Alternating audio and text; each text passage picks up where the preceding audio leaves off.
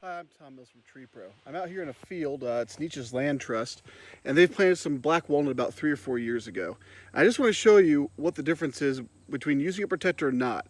Now, keep in mind, 3 years ago, all of these trees were planted without protectors. I'm going to flip this around now and let you see the protectors. So, let you see the trees, excuse me, the trees. Here they are. These trees were all planted 3 years ago. That big one over there, that's not an actual walnut tree. But here we go. This is a tree planted 3 years ago. These 4 trees were planted 3 years ago, and they haven't had any protection or any preventative maintenance done to them at all. They've just been pretty much left to grow as a control.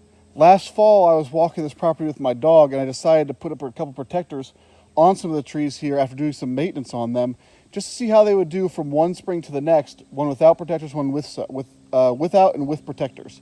So I'm going to take you down to the other set that has the protectors, and we can take a look at those and show you the difference in growth. So I put some protectors on here at the public land trust property, and you can see that these are 5-foot protectors.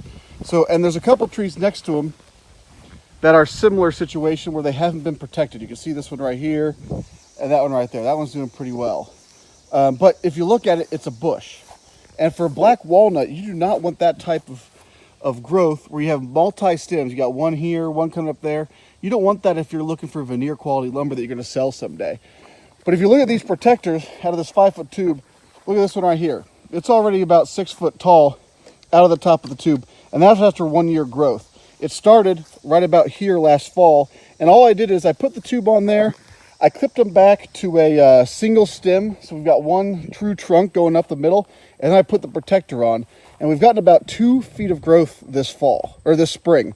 And I expect it probably to keep growing through the fall. I would expect all these to be probably about 1 foot above once they come out of the top of the tube.